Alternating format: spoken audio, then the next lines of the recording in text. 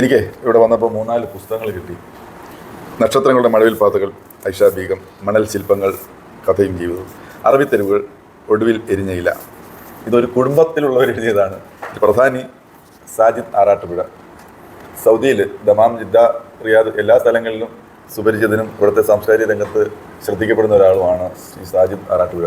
ആകസ്മികമായി സൗദിയിൽ വന്നപ്പോൾ പരിചയപ്പെടാനിടയായതിനകത്ത് പരിചയപ്പെട്ട് കഴിഞ്ഞപ്പോൾ ഒരു കാര്യം മനസ്സിലായത് നമ്മളെയൊക്കെ പണ്ട് മുതലേ ശ്രദ്ധിച്ചിരുന്ന ഒരാളും കൂടാണ് എന്ന് മനസ്സിലായപ്പോൾ കുറച്ച് സന്തോഷവും തോന്നി. അതുകൊണ്ട് അദ്ദേഹം എഴുതിയ പുസ്തകങ്ങൾ എനിക്ക് വേണമെന്ന് പറഞ്ഞു. എനിക്ക് ഇത്രയും പുസ്തകങ്ങൾ തന്നു. അദ്ദേഹം ഭാര്യ എഴുതിയിട്ടുണ്ട്, മകൾ എഴുതിയിട്ടുണ്ട്. ഇപ്പോൾ 2 വാക്ക് സംസാരിച്ചിട്ട് പോകാമെന്ന് ചോദിച്ചു. അല്ലെങ്കിൽ അത് എനിക്ക് തൃപ്തിയാവില്ല. സന്തോഷം നിങ്ങളെ കാണാൻ പറ്റിയത്.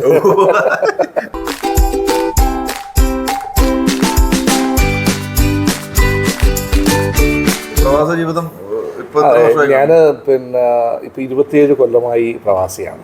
അതിനു മുമ്പ് നാട്ടിൽ പത്രപ്രവർത്തകനായിരുന്നു. കൊല്ലത്ത് ദീപികയിലുണ്ടായിരുന്നു. പത്രപ്രവർത്തനത്തിന്റെ സ്വഭാവം ഇവിടെ വന്നപ്പോഴും വിടാൻ പറ്റിയിട്ടില്ല. അതൊരു വലിയ സൗഭാഗ്യം പോലെ തിരിച്ചു കിട്ടിയ ഒരു സാധ്യതയാണ്. കാരണം അവിടുന്ന് നാട്ടിൽ പത്രപ്രവർത്തനമൊക്കെ ആയിട്ട് നടക്കുന്ന സമയത്താണ് ഗൾഫിലേക്ക് വരുന്നത്. അന്ന് ഈ ഗൾഫ് എന്ന് പറഞ്ഞാൽ പിന്നെ പത്രം എന്താണെന്നും വീട്ടുകാർക്ക് വലിയ കാര്യമൊന്നുമല്ല. ശരിക്കും ഞങ്ങൾ ഈ പ്രവാസികളെന്ന് പറയുന്നത് നമ്മൾ പണ്ട് ഈ കഥയിൽ കേട്ടതുപോലെ ഹൃദയം അത്തിമരത്തിൻ്റെ പൊത്തിൽ വെച്ചു എന്നൊക്കെ ഒരു കുരങ്ങൻ പറയുന്ന പോലെ ഞങ്ങളുടെ സ്വപ്നങ്ങളൊക്കെ ഞങ്ങൾ കടലകല വെച്ചിട്ട് വരുന്നവരാണ്. അപ്പം ഇവിടെ വരുമ്പോൾ ഇതൊക്കെ തിരിച്ചു പിടിക്കാനുള്ള വല്ലാത്തൊരു ആഗ്രഹമുണ്ട്. അങ്ങനെ ഇരിക്കുമ്പോൾ വളരെ ആവശ്യമായിട്ട് മാധ്യമം പത്രം ഇവിടെ നിന്ന് പ്രസിദ്ധീകരണം ആരംഭിക്കുന്നതും അവർക്കൊരു ലേഖന വേണം. അങ്ങനെ ഞാൻ അതിൽ ചോദിച്ചിരുന്നു. അതിൽ തിരിച്ചു കിട്ടിയത് വലിയൊരു സൗഭാഗ്യമായിരുന്നു. പലപ്പോഴും തുടക്കത്തിൽ അവിടെ നിന്ന് വരുമ്പോൾ നമുക്ക് ഇതൊക്കെ നഷ്ടപ്പെടുമോ എന്നുള്ള ചിന്തയിലാണ് അവിടെ നിന്ന് വലിയ. പക്ഷേ പതുക്കെ അതെല്ലാം കൈപ്പിടിയിലാക്കി ഒരുപാട് പ്രവാസികൾ എനിക്ക് കാണാൻ കഴിയും. അതായത് നമുക്ക് എനിക്ക് തോന്നുന്നു ആദ്യത്തേക്ക് ഡയറിയിൽ ഞാൻ എഴുതി വെച്ചിട്ടുണ്ട് 2 വർഷത്തിനകം തിരിച്ചു പോകണം. കാരണം നമുക്ക് നാട്ടിലെ ഉത്സവത്തിൽ നിന്ന് ഇവിടുത്തെ മണ്ണിനൊരു പ്രത്യേകതയുണ്ട്. ഈ പൂഴിമണലാണ്. അത് വലിയ പെട്ടെന്നൊന്നും വേറെ അഴുത്തത്തില്ല. അപ്പോൾ ഇവിടെ വന്നു കഴിഞ്ഞാൽ പക്ഷേ പിന്നീട് ഇവിടുന്ന് തിരിച്ചു പോകുമല്ലാത്തൊരു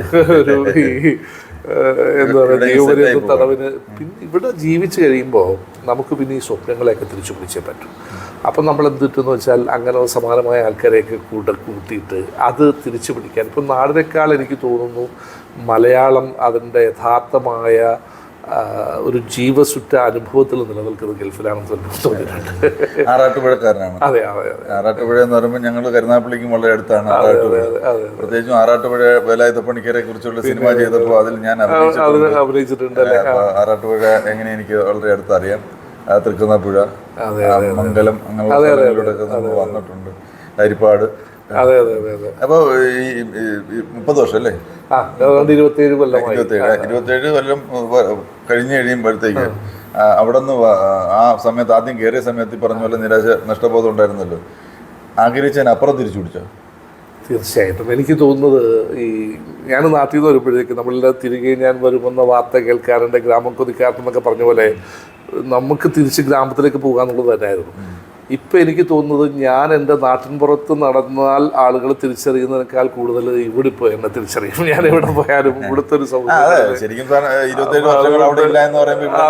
നാടിനേക്കാൾ കൂടുതൽ ജീവിച്ച ഞാൻ 22ാമത്തെ വയസ്സിൽ ഇവിടെ വന്ന ആളാണ്. അപ്പോൾ ഇവിടെയാണ് എനിക്ക് തോന്നുന്നു നാടിനേക്കാൾ കൂടുതൽ ഇപ്പോൾ സൗഹൃദങ്ങളുള്ളത്. അല്ല, പ്രത്യേകിച്ചും പ്രവാസ ജീവിതത്തിൽ സൗഹൃദങ്ങൾക്ക് വേര് കൂടുതലാണ്. അതെ, തീർച്ചയായും. കാരണം പ്രത്യേകിച്ച് അവിടെ ബന്ധുക്കളും. നമ്മുടെ സൗഭാഗ്യം എന്ന് പറയുന്നത് കേരളം മുഴുവൻ ഒരു സംഘമായിട്ട് നമ്മുടെ മുമ്പിലുണ്ട്. നമ്മുടെ സൗഹൃദങ്ങളിൽ ഏതെങ്കിലും കുറച്ച് ആൾക്കാരല്ലല്ലോ കേരളം മുഴുവനുണ്ട്. അതെ, അത് വലിയ സൗഭാഗ്യമാണ്. നമ്മുടെ നാട്ടിലൊക്കെ വെക്കേഷനൊക്കെ പോയിട്ട് ഈ വടക്കോട്ടൊക്കെ യാത്ര ചെയ്യുമ്പോൾ എവിടെ ചെന്നാലും ഏതെങ്കിലും ഒരു മുഖം പരിചയപ്പെടുന്നുണ്ട്. അതൊരു വലിയ പ്രവാസിക്ക് മാത്രം കിട്ടുന്ന ഒരു സൗഭാഗ്യമാണ്. തീർച്ചയായിട്ടും.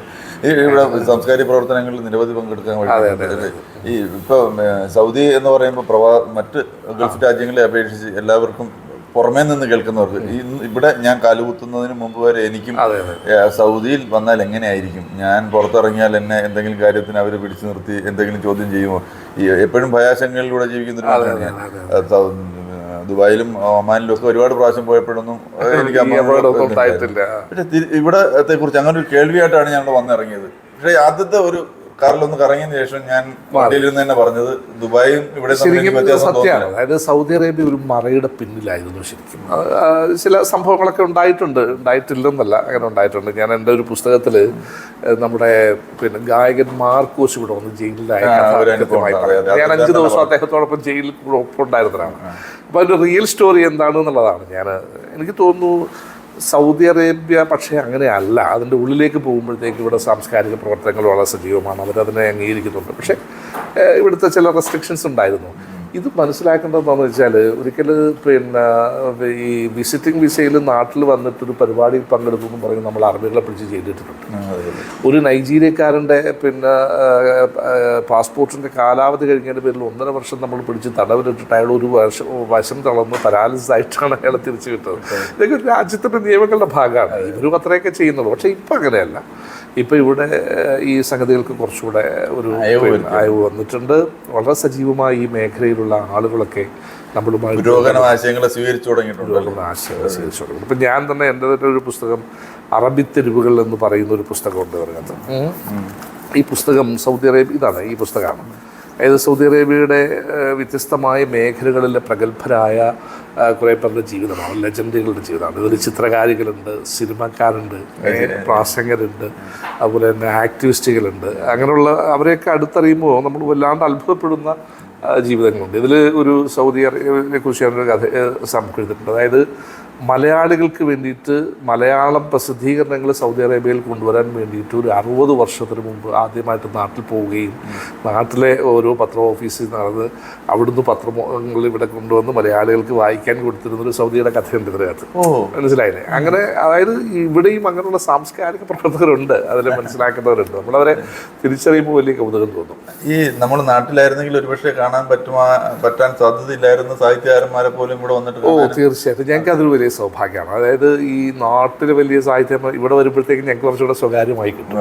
ഞാൻ നേരത്തെ പറഞ്ഞ പോലെ മാമ ആഫ്രിക്ക ടി.ഡി. രാമകൃഷ്ണൻ്റെ ഏറ്റവും പ്രശസ്തമായ നോവലിലെ ആമുഖത്തിൽ അദ്ദേഹം എൻ്റെയും എൻ്റെ സുഹൃത്ത് മാലിക് മക്ബൂലിനെയും കുറിച്ച് പരാമർശിച്ചിട്ടുണ്ട്. അതെ. കാരണം അദ്ദേഹം ആ പുസ്തകം എഴുതി തീർക്കുന്നത് ഞങ്ങളുടെ റൂമിലിരുന്ന ഞങ്ങളുടെ ഇതിൽ ചെയ്യുന്നത്. ഇപ്പോഴും അതുപോലെ തന്നെ മലയാളത്തിലെ മിക്ക സാഹിത്യകാരന്മാരുമായിട്ട് നമുക്ക് അങ്ങനെ ഒരു അടുപ്പം സൂക്ഷിക്കാൻ സാധിക്കും. ടി.ഡി. രാമകൃഷ്ണൻ ഈ പുസ്തകത്തിൽ ആമുഖം എഴുതിയപ്പോൾ അതിനകത്ത് എഴുതിയിട്ടുണ്ട്, ഒരു പത്രപ്രവർത്തകനെ പോലെ അല്ല, ഹൃദയം തമ്മിൽ സംസാരിക്കുന്നത് പോലെയുള്ള സംസാരം. കാരണം വലിയ അടുപ്പം, അതായത് ഒരു എഴുത്തുകാരൻ അല്ലെങ്കിൽ അങ്ങനെയുള്ളതിനും അപ്പുറത്ത് വലിയ സൗഹൃദങ്ങൾ ഇവരൊക്കെ ആയിട്ടുണ്ടാക്കാൻ ഞങ്ങൾക്ക് ഇവിടെ എഴുത്തും സാഹിത്യവും ഒക്കെ ഇഷ്ടപ്പെടുന്നവരുടെ ഒരു കൂട്ടായ്മയുണ്ട്, സൗദി മലയാളി സമാജം എന്ന് പറഞ്ഞാൽ. അവരാണ് ഇവിടെ ഏതാണ്ട് മിക്ക സാഹിത്യകാരന്മാരെ ഞങ്ങൾ ഇവിടെ കൊണ്ടുവന്നിട്ടുള്ളത്. അപ്പോൾ അവർ ഞങ്ങൾക്ക് സ്വകാര്യമായി കിട്ടുകയാണ്, കുറേ ദിവസത്തേക്ക് തിരക്കുകളൊന്നും ഇല്ലാതെ. അപ്പോൾ വളരെ കാഷ്വലായിട്ടുള്ള സംസാരങ്ങളും അവരുടെ ജീവിതങ്ങൾ അടുത്തറിയാനും ഒക്കെ ഭാഗ്യം കിട്ടുന്നതല്ല. അങ്ങനെ ഒരു പുസ്തകം കൂടിയാണ് ഈ എൻ്റെ നക്ഷത്രങ്ങളുടെ മഴവിൽപ്പാദനം എന്നുള്ള പുസ്തകം. അതിൻ്റെ ഒരു പരിച്ഛേദമാണ്. അത്തരം ഒരുപാട് ഭാഗ്യങ്ങൾ കിട്ടുമ്പോൾ നമ്മുടെ അടുത്ത തലമുറയ്ക്ക്, നമ്മുടെ കുട്ടികൾക്ക് മലയാളിത്തമോ അല്ലെങ്കിൽ മലയാളത്തിൻ്റെ നൊസ്റ്റാൾജിയോ ഒക്കെ നഷ്ടപ്പെടുന്നുണ്ടോ? ഉണ്ട്. അതായത് നമ്മൾ ആദ്യമൊക്കെ ഈ ഭാഷാപരിചയത്തിനെ കുറിച്ച് നമ്മൾ വല്ലാണ്ട് സംസാരിച്ചിരുന്നു. അതായത് മലയാളം സംസാരിക്കാത്ത കുട്ടികൾ, അല്ലെങ്കിൽ സൂര്യൻ, ഇവിടുത്തെ കുട്ടികളെ കുറിച്ച് പറയാറുണ്ട്, സൂര്യൻ ഉദിക്കുന്നതും അസ്തമിക്കുന്നതും ഒരു കാണാണ്, വൈദ്യുത വെളിച്ചത്തിൽ ഉറങ്ങുകയും ഉണരുകയും ചെയ്യുന്ന കുട്ടികളാണ്. പക്ഷേ അതൊക്കെ ഞങ്ങളൊക്കെ തുടക്കകാലത്ത് വലിയ ആക്ടിവിസ്റ്റുകളായിട്ട് അവരെ മലയാള അക്ഷരം പഠിപ്പിക്കാനും അവർക്ക് ഇങ്ങനെ സംസ്കാരം നഷ്ടപ്പെട്ടു പോയി എന്നൊക്കെ ആശങ്കപ്പെട്ടു. പക്ഷേ ഇന്ന് ഞാൻ അങ്ങനെ പറയത്തില്ല. അവരെയൊക്കെ മനസ്സിലാക്കുമ്പോൾ പുതിയ തലമുറ നമ്മളെക്കാട്ടിലൊക്കെ അപ്പുറത്താണ്. അവർ ജീവിതത്തെ കൃത്യമായി അടയാളപ്പെടുത്തുന്നുണ്ട്, മനസ്സിലാക്കുന്നുണ്ട്, അവരുടെ വായനയുണ്ട്. പക്ഷേ അവർക്ക് മലയാളത്തിലല്ല അവർ വായിക്കുന്നത്, ഇംഗ്ലീഷിലാണ് എന്നുള്ളത്. പക്ഷേ മലയാള ഭാഷയെ മനസ്സിലാക്കാനുള്ളൊരു ശ്രമവും ഒക്കെ അതിൻ്റെ കൂട്ടത്തിൽ നടക്കുന്നുണ്ട്. ഇപ്പം നമ്മുടെ മലയാള മിഷനുമായി ബന്ധപ്പെട്ട പ്രവർത്തനങ്ങൾ സൗദി അറേബ്യയിൽ ഗംഭീരമായി നടക്കുന്നു. ആയിരക്കണക്കിന് കുട്ടികൾ അതിൽ പങ്കെടുക്കുന്നു, ഗംഭീരമായി ഇത് ചെയ്യുന്നു. പിന്നെ ഇവിടുത്തെ എനിക്ക് തോന്നുന്നു നാടിനേക്കാൾ കൂടുതൽ കുട്ടികൾക്ക് കലാപരമായ അവസരങ്ങൾ കിട്ടുന്നൊരു വേദി കൂടിയാണ് സൗദി. നിരവധി സംഘടനകളുണ്ട്, ഇവിടെ പരിപാടികളുണ്ട്, വേദികളുണ്ട്. വളരെ കോൺഫിഡൻസോട് കൂടി അവർ ഇതൊക്കെ തന്നെയാണോ ജീവിതത്തിലെ ഒരു രസം എന്ന് പറയുന്നത്? പ്രവാസം ഞങ്ങൾ പലപ്പോഴും പറയും, ഈ ഒരുപാട് നഷ്ടപ്പെടുത്തി ചിലതൊക്കെ നേടുന്നവരാണ്. ഇപ്പം പ്രവാസികൾ നാട്ടിൽ ചെല്ലുമ്പോൾ സ്വാഭാവികമായിട്ടും നമ്മളൊക്കെ കാണുന്നു 1-2 മാസത്തേക്ക് വരുമ്പോൾ വളരെ ആശ്വാസമായിട്ട് നടക്കും. പക്ഷേ അതിനേക്കാൾ കൂടുതൽ സ്വകാര്യമായി നമുക്ക് ഒരുപാട് നഷ്ടങ്ങളുണ്ട്. നമ്മുടെ കുടുംബപരമായ നമ്മുടെ കുഞ്ഞുങ്ങളുടെ വളർച്ച ഒരു പക്ഷേ നമ്മുടെ അടുത്ത് നിന്ന് കാണുന്നില്ല, നമ്മുടെ നാടിൻ്റെ സ്പന്ദനങ്ങൾ അറിയുന്നില്ല. കുറേ നാൾ ചെന്ന് കഴിഞ്ഞ് നാടിൻ്റെ ഒരു ക്ലോക്ക് വൈസിനപ്പുറത്തേക്ക് നമ്മുടെ ജീവിതത്തിൻ്റെ പിന്നെ എന്താ പറയുക, ഇതുപോലെ ക്ലോക്ക് വൈസ് പോലും മാറ്റപ്പെടുന്നു. അതുകൊണ്ടാണ് പ്രവാസം കഴിഞ്ഞ് പെട്ടെന്ന് നാട്ടിൽ പോകുന്നൊരു പെട്ടെന്ന് രോഗികളായി മരിച്ചു പോവുകയൊക്കെ ചെയ്യുന്നത്. കാരണം വേറൊരു ജീവിതത്തിൻ്റെ പശ്ചാത്തലം. പക്ഷേ ഇവിടെ ആകുമ്പോൾ ഇവിടെ ആയിപ്പോവുകയാണ്, നിർബന്ധിതാവസ്ഥയിലായി പോവുകയാണ്. നമ്മൾ ആരും സന്തോഷത്തോടുകൂടി പ്രവാസികളായവരല്ല. പക്ഷേ ഇവിടെ എങ്ങനെ അതിനെ അതിജയിക്കാമെന്നുള്ളത് ശ്രമത്തിൻ്റെ ഭാഗമായിട്ട് സമാനമായ മനസ്കരെയൊക്കെ കൂട്ടി നമ്മളതിനെ അതിജയിക്കുകയാണ്. അല്ല നമുക്ക് വേണ്ടിയിട്ട് ആരെയും സന്തോഷം കൊണ്ട് തരികയല്ലോ, നമ്മൾ നമ്മുടെ സന്തോഷത്തെ കണ്ടെത്തുകയാണ്. ഇവിടെ വരുമ്പോ ഇവിടെ എന്താണ് സന്തോഷമുള്ളത് അത്ഭുതപ്പെട്ടിട്ടുണ്ട്. ഗൾഫ് ഇല്ലായിരുന്നു കേരളം എന്തായി പോകുമായിരുന്നു. തീർച്ചയായിട്ടും. പിന്നെ ശരിക്കും ഞാൻ ചിന്തിച്ചിട്ടുള്ളൊരു കാര്യം അതിനകത്ത് ഈ പ്രവാസികൾ എല്ലാവരും കൂടെ ഒരുമിച്ച് ചേർന്ന് കഴിഞ്ഞാൽ കേരളത്തിന് വിലയ്ക്ക് വാങ്ങിച്ചിട്ട് കേരളം ചെയ്യാൻ പറ്റും. അവിടെ അതെല്ലാവരും കൂടെ ഒരുമിച്ച് നിൽക്കുകയാണ്. നിങ്ങളുടെ അടുത്തുള്ള ആലോചിച്ച് നോക്കൂ. ഇപ്പം ഞങ്ങളിതാ ഈ ജയിലിൽ കിടക്കുന്ന ഒരു റഹീം എന്ന് പറയുന്ന ഒരു മനുഷ്യൻ അബദ്ധത്തിൽ 34 കോടി രൂപ വേണം എന്ന് പറഞ്ഞു. ബോച്ചയെ പോലുള്ളവരൊക്കെ അത് വല്ലാത്തൊരു സൗഭാഗ്യമാണ്. ഈ ബോച്ചയിൽ വന്ന ചില അനുഭവങ്ങളുണ്ട്. രസകരമാണ്. ഞാൻ പറയുന്നത് എന്താ വെച്ചാൽ പ്രവാസികൾ ഇപ്പം നിങ്ങളിപ്പം വയനാട് വിഷയങ്ങൾ എടുത്ത് നോക്കൂ. ഇതൊക്കെ ഏറ്റവും കൂടുതൽ സംഭാവനകൾ വരുന്ന പ്രവാസികളിൽ നിന്നാണ്. കൊടുക്കാനുള്ളൊരു മനസ്സുള്ളൊരു വലിയ സമൂഹമുണ്ട് അവിടെ. അതൊരു ചെറിയ കാര്യമൊന്നുമല്ല. നമ്മുടെ നാട്ടിൽ തന്നെ സ്പർദ്ധകൾ ഉണ്ടാക്കുന്നതിൽ ആളുകൾ. പക്ഷേ ഇവിടെ ഇതൊന്നുമില്ല. ഇവിടെ ഞങ്ങൾ ജാതിയും മതവും ഒന്നും പറയാം. ഞങ്ങളെല്ലാവരും പ്രവാസികളാണ്. എല്ലാവരും പ്രവാസികൾ എന്ന് പറയുന്ന ഒരു ഒറ്റ മതമാണ് നമുക്കുള്ളത്. ഇവിടെ കാണുന്നൊരു സൗഹൃദം, ഇവിടെ ആരും വീണാലും കൈപിടിക്കാൻ ഒരാൾ ഓടിയെത്തും. അത് അതെ, ഒരു ദേശത്തിൻ്റെ ഏതെങ്കിലും ഒരു ഭേദങ്ങളില്ല, അല്ലെങ്കിൽ അങ്ങനെ ഒരു പരിധി നമ്മൾ വെച്ചിട്ടില്ല. മനുഷ്യർ എന്ന് പറയുന്ന ഒരു സംഗതി ഇത്രയും ആഴത്തിൽ മനസ്സിലാക്കുന്നത് പ്രവാസികളാണെന്ന് തോന്നുന്നത്. ഈ സംസ്കാരമാണോ അത് നമുക്ക് നാട്ടിലോട്ട് കൊടുക്കേണ്ടത്. അത് വലിയ കാര്യം തന്നെയാണ്. ശരിക്കും ഹൃദയവും തമ്മിൽ സംസാരിക്കുന്നു എന്ന് പറഞ്ഞതാണ് ഇപ്പം ഞാൻ ശരിക്കും അനുഭവിച്ചുകൊണ്ടിരിക്കുന്നത്. അതിന് ഇത്രയും ആളുകളെ മനസ്സിലാക്കാനും ജീവിതം മനസ്സിലാക്കാനും ഒക്കെ അത് ഈ പത്രപ്രവർത്തനം അങ്ങനെ ഗുണമുണ്ടാക്കി. ഇപ്പം നാട്ടിലെ പത്രപ്രവർത്തനം ഒരു വരേണ്യ ഭാവമാണ്. പക്ഷേ ഇവിടുത്തെ പത്രപ്രവർത്തനം എന്ന് വെച്ചാൽ നമ്മൾ റിപ്പോർട്ട് ചെയ്യുമ്പോൾ ഏതെങ്കിലും ഒരു പ്രശ്നത്തിൽപ്പെടുന്ന ഒരാളുടെ റിപ്പോർട്ടായിരിക്കും ചെയ്യുക. അതൊരു വാർത്ത എഴുതി തീരെയല്ല നമ്മൾ ചെയ്യുക. അയാളെ അതിൽ നിന്ന് എങ്ങനെ രക്ഷപ്പെടുത്താം എന്നുള്ളൊരു മാർഗം കൂടി നമ്മൾ തേടുകയാണ്. ഏതെങ്കിലും ഹൃദയത്തിൽ തൊട്ട ഒരു അനുഭവം കൂടെ പറഞ്ഞിട്ട് നമുക്ക് ഒരുപാട് കാര്യങ്ങൾ. ഒന്ന് ഈ ആടുജീവിതം എന്താ പറയുക, ബെന്യാമിൻ്റെ നജീബ് അദ്ദേഹം ഷുക്കൂർ എന്ന നാട്ടുകാരനാണ്. എനിക്ക് തോന്നുന്നു ഷുക്കൂറിൻ്റെ ജീവിതങ്ങളെക്കാൾ അതിതീവ്രമായ ജീവിതങ്ങളെ ഇവിടെ ഞാൻ റിപ്പോർട്ട് ചെയ്തിട്ട് കണ്ടിട്ടുണ്ട്. മരുഭൂമിയിൽ നിന്ന് അത് പിന്നെ വല്ലാത്തൊരു ജീവിതമാണ്. ശരി, ഒരു എക്സാമ്പിൾ മാത്രം. ഒരു ഞാൻ ഒരിക്കൽ തിരുവനന്തപുരത്തുള്ള ഒരു വാസുപിള്ള ഒരു മനുഷ്യനെ കാണാൻ വന്നത്. അദ്ദേഹം പിന്നെ വല്ലാണ്ട് കറുത്ത് പിന്നെ ജീവിതം വല്ലാണ്ട് അദ്ദേഹത്തിനെ വരണ്ടുടക്കിയിരുന്നു ശരിക്കും. ഞാൻ അദ്ദേഹത്തോട് ഒരു ഫോട്ടോ എടുക്കട്ടെ എന്ന് ചോദിച്ചിട്ട് അദ്ദേഹം പറഞ്ഞു എൻ്റെ കയ്യിൽ എൻ്റെ ഫോട്ടോ ഉണ്ട്, ഞാൻ ഒന്നും തട്ടേന്ന് ചോദിച്ചു. അദ്ദേഹം തന്നപ്പോൾ ഒരു സുന്ദരനായ ഒരു ചെറുപ്പക്കാരൻ്റെ ഫോട്ടോ. ഞാൻ ചോദിച്ചത് ആരാന്ന് ചോദിച്ചിട്ട് അദ്ദേഹം പറഞ്ഞത് ഞാനാണ്. ഇയാൾ ഒരു ഏജൻറ്റിൻ്റെ ചതിയിൽപ്പെട്ടിട്ട് ഈ മരുഭൂമിയിൽ ചെന്നപ്പെട്ടാണ്. അതായത് ഇവിടുത്തെ ഈ ആട് മേയ്ക്കാനൊക്കെ വരുന്നത് സത്യത്തിൽ സൗദികൾ നിർബന്ധപൂർവ്വം കൊണ്ടുവരുന്നതല്ല. ഇവിടെ ഈ ജോലി ചെയ്യുന്ന ആളുകളുണ്ട്. അവർ വരുന്നത് ഈ രാജസ്ഥാനിൽ നിന്നും നോർത്ത് ഇന്ത്യ, അവർക്കൊക്കെ ഇത് പറ്റും.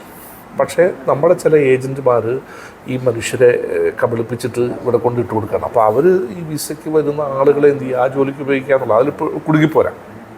മനുഷ്യൻ പറഞ്ഞൊരു വല്ലാത്ത കഥയുണ്ട്. ഈ പിന്നെ ബന്ധുക്കൾ എന്ന് പറയുന്ന ഒരു വിഭാഗത്തിൽ പെടുകയാണ്. കാരണം ഇയാൾക്ക് കൊടുക്കുന്നത് ഈ എല്ല് പിന്നെ ഇട്ട് തിളപ്പിച്ചിട്ട് ആ വെള്ളമാണ് കുടിക്കാൻ കൊടുക്കുക. അതുപോലെ തന്നെ ആടിൻ്റെ പാല് അതുപോലെ കുടിക്കുക, ഒട്ടകത്തിൻ്റെ പാൽ അതുപോലെ കുടിക്കുക. ഇയാൾക്ക് കിടക്കാൻ ടെൻറ്റുകളൊന്നുമില്ല. അപ്പം മരുഭൂമിയിൽ ചില സമയത്ത് പെയ്യുന്ന മഴയും ഈ ഐസ് കട്ടകൾ വരുന്ന ആലിപ്പഴം വരുന്നിട്ടുള്ള അങ്ങനെ ഒരിക്കൽ ഈ ഇവർ ഈ കഫീലിൻ്റെ ആൾക്കാർ അവിടെ ഒരു കുടിലിൽ പിന്നെ നല്ല മഴ പെയ്യുന്നുണ്ട്. അവരതിനകത്തിരുന്ന് തീ കായുന്നു. ഈ മനുഷ്യനിങ്ങനെ പുറത്ത് ഈ തണുപ്പത്ത് ഇയാൾ സഹികെട്ടിട്ട് ഈ ഇവരുടെ ചെന്നിട്ട് പറഞ്ഞു, ഞാൻ അല്പസമയം ഈ ടെൻറ്റിനകത്തിരുന്നോട്ടെന്ന് ചോദിച്ചു. പക്ഷേ ഈ ക്രൂരനായ ഈ തൊഴിലുടമ ചെയ്തതെന്ന് വെച്ചാൽ ഇയാൾ ഒറ്റ ചവിട്ടി ഇയാൾ തെറിച്ച് മഴയത്തേക്ക് വീഴാണ് ചെയ്തത്. അപ്പോൾ അയാൾ അവിടെ കിടന്നുകൊണ്ട് അയാൾ വല്ലാണ്ട് സങ്കടപ്പെട്ട് ആകാശത്തേക്ക് നോക്കി പറഞ്ഞു, ദൈവമേ, അറബിയിലാണ് പറഞ്ഞത്, അള്ളാഹ് കുല്ലുമാലും എന്ന് സ്വാഭാവികമായിട്ടും അയാൾ പറഞ്ഞ ഭാഷയിൽ പഠിക്കും. പെട്ടെന്ന് സംഭവിച്ചതെന്താണെന്ന് വെച്ചാൽ ഒരു വലിയ കാറ്റ് വന്നിട്ട് ഈ പിന്നെ തൊഴിലുടമയൊക്കെ ഇരുന്ന ടെൻറ്റ് പറന്നു പോയി.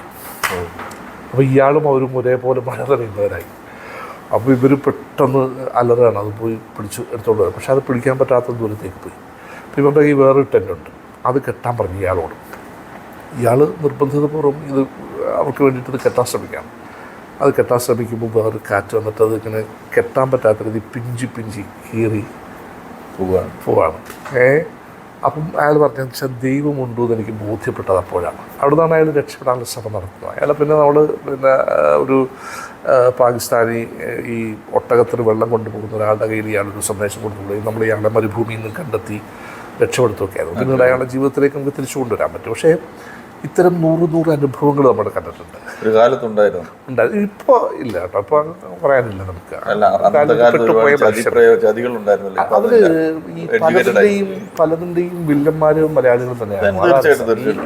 ഇങ്ങനെ കൊണ്ടിട്ടതിലൊക്കെ കുബുദ്ധികളാണ് ഉണ്ടായിട്ടുള്ളത്.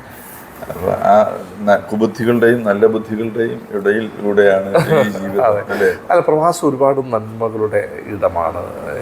ഈ പിന്നെ എന്താ പറയുക, നല്ല മനുഷ്യരെ ഒരുപാട് നമ്മൾ കണ്ടിട്ടുണ്ട്. എന്നാൽ അതിനിടയിൽ പലപ്പോഴും ഇങ്ങനെയുള്ള കഥകളും ഇല്ലാതില്ല. പക്ഷേ കഥ മാറി, ചരിത്രം മാറിക്കൊണ്ടിരിക്കുന്നു. പ്രവാസം വേറൊരു തലത്തിലേക്ക്, പണ്ട് ദീർഘമായി പ്രവാസം നടത്തുന്ന ആളുകൾക്ക് പകരം ഇന്ന് നല്ല എഡ്യൂക്കേറ്റഡ് ആയിട്ട് കുട്ടികൾ വന്നിട്ട് അവരവരുടെ സ്കില്ല് കൊണ്ട് ബാർഗെയിൻ ചെയ്തുകൊണ്ടിരിക്കുകയാണ്.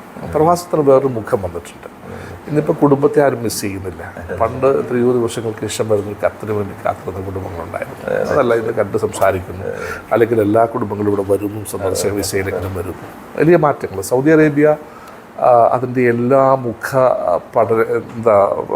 പടങ്ങളെയും മാറ്റിയിട്ട്, ആവരണങ്ങളെയും മാറ്റിയിട്ട് അത് കുതിക്കാം. അതിൻ്റെ ഏറ്റവും വലിയൊരു സ്റ്റേറ്റ്മെൻറ്റ് ഇവിടുത്തെ മന്ത്രിയുടേതായിട്ട് വന്നതെന്നാന്ന് വെച്ചാൽ, ഇത് പിന്നെ വന്നതെന്താണെന്ന് വെച്ചാൽ, നമ്മൾ യൂറോപ്പിനെ വെല്ലാൻ പോകുന്ന രീതിയിലേക്ക് സൗദി മാറാൻ പോകുന്നതാണ്. മാറ്റങ്ങൾ കണ്ടു തുടങ്ങിയത് 2034 വേൾഡ് കപ്പിന് സൗദി ആതിഥ്യമരുളുന്നതോടുകൂടി സൗദി ഒരു പുതിയ തലത്തിലേക്ക് എത്തും.